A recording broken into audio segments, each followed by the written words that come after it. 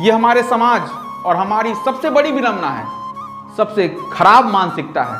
अगर आज के दौर में हम महात्मा गांधी की बड़ाई करें, उनके गुणों के बारे में चर्चा करें, उसकी महानता के बारे में चर्चा करें, तो अदर पार्टी, अदर लोग ये कहना शुरू करते कि इस्लाम धर्म को सपोर्ट कर रहा है, इस पार्टी से ताल्लुक़ रखता है, उस पार्टी से ताल्लुक़ रखता है। मनमोहन सिंह की अच्छाई को गिनाएं तो लोग कहता है कांग्रेस का गुलाम है, मोदी के बारे में सही कहें तो लोग कहता है बीजेपी का गुलाम है। इससे खराब सोच और इससे खराब मानसिकता किसी देश की क्या हो सकती है? वहाँ के नागरिक की क्या हो सकती है जो स्वतंत्र नहीं है, आज़ाद नहीं है सही को सही कहने के लिए और गलत को गलत कहने के लिए? क्यों एक पार्टी में जुड़ जाने के बाद हम दूसरे पार्टी के शत्रु हो जाते हैं? ऐसा पाठ तमाम राजनीतिक पार्टी क्यों हमें पढ़ा रही है?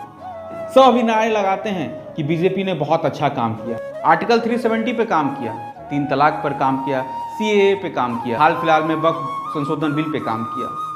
तो हम उनकी बुराइयों को गिनाते हैं, लेकिन अगर मैं मनमोहन सिंह की बुराई को गिनाने लगूं तो मैं कांग्रेस का गुलाम हो गया, बीजेपी विरोधी हो गया? जब मनमोहन सिंह की सरकार आई थी तो भारत को उन्होंने वो चीज़ दिया जो इससे कई गुना महत्व रखता था, लेकिन इसकी अगर हम बात करें तो हम विरोधी हो गए, हम बीजेपी विरोधी हो गए, हम देश के दुश्मन हो गए, हम अलग धर्म से वास्ता रखने वाले लोग हो गए। आज बीजेपी कांग्रेस ने देश को इस हिस्सों में तोड़ दिया है, इस टुकड़ों में तोड़ दिया है। ऐसा लग रहा है कि हिंदू मुसलमान की लड़ाई चल रही है। ऐसा क्यों महोदय?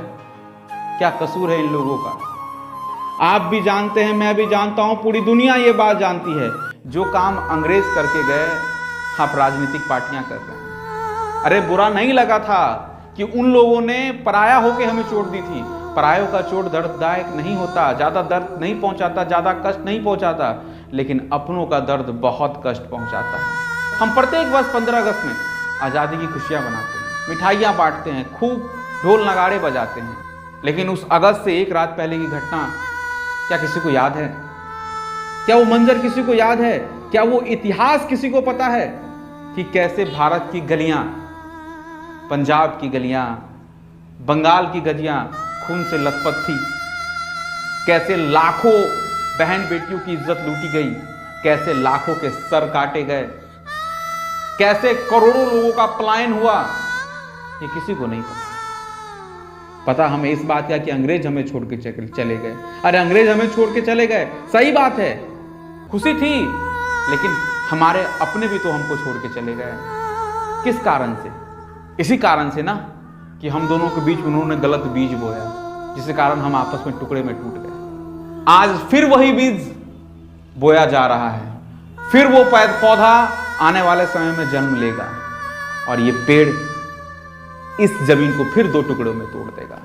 ये जितने भी राजनीतिक के ठेकेदार हैं, मैं फिर ठेकेदार कह रहा हूं, आप लोग को क्या होगा? आप बंद कमरे में बैठ के तमाशा देखेंगे, एसी में बैठ के तमाशा दे। आपके पास प्रशासन है, सिक्योरिटी है, आप तो सुरक्षित हो जाएंगे। ये लाचार मजदूर, गरीब, किसान सरेआम काटे जाएंगे। फिर से वही दंगा होगा जो माहौल बन रहा है, फिर से भारत में वही मुकाम होगा जो 1947 के इतिहास को दोहराएगा। ये कोई बात नहीं जान रहा।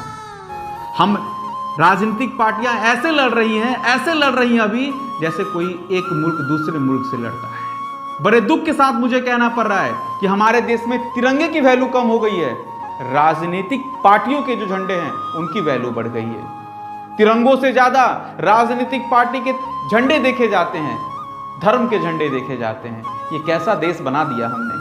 हमारे नजरियों को ऐसा बांट दिया गया है इस चुनावी परचम के कारण, एक सत्ता को पाने के कारण, कि हम आपस में लड़ रहे हैं। हम ये समझ ही नहीं पा रहे कि क्या सही है और क्या गलत है।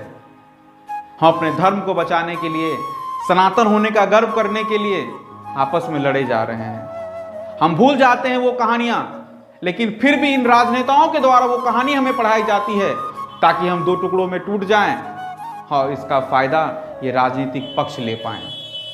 किसी का कुछ नहीं जाएगा महोदय, बस जाएगा तो हमारा। किसी का कुछ नहीं टूटेगा महोदय, टूटेगा तो हमारा। हमारे देश की, हमारे राज्य की, हमारे समाज की एक सबसे बड़ी जो विडंबना है वो ये है कि हम प्रत्येक व्यक्ति किसी न किसी राजनीतिक पार्टी का गुलाम है।